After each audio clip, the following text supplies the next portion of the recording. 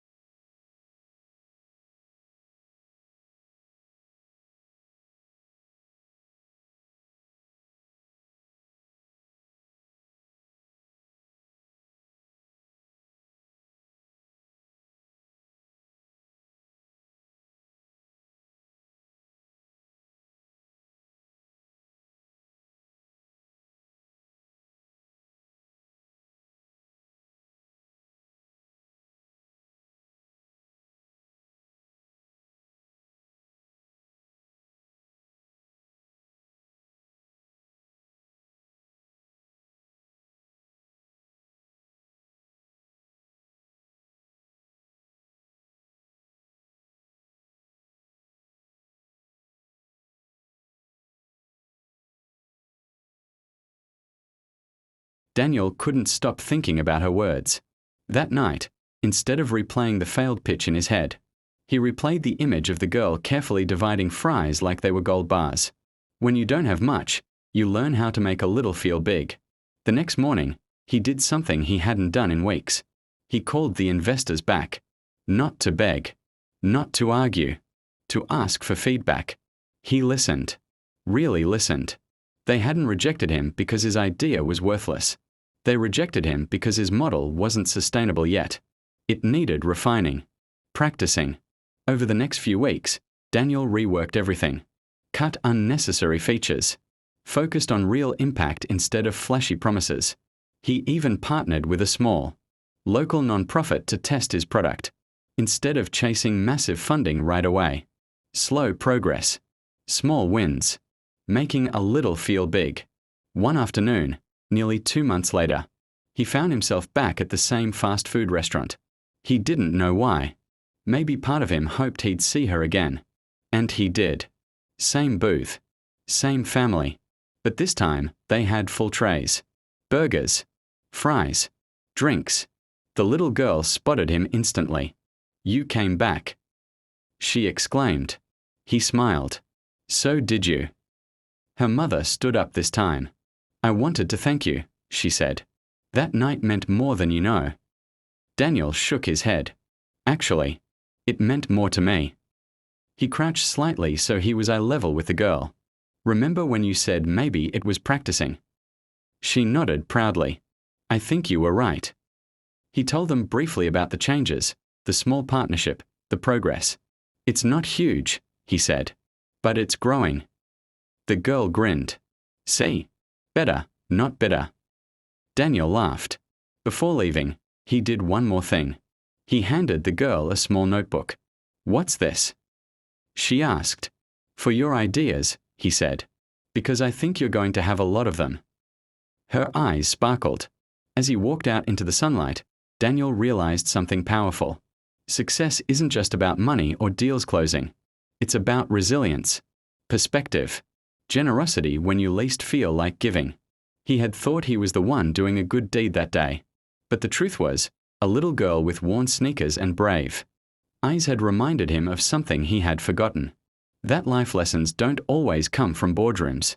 Sometimes they come from a child asking for a few fries. And sometimes, the smallest act of sharing can feed more than hunger. It can feed the soul.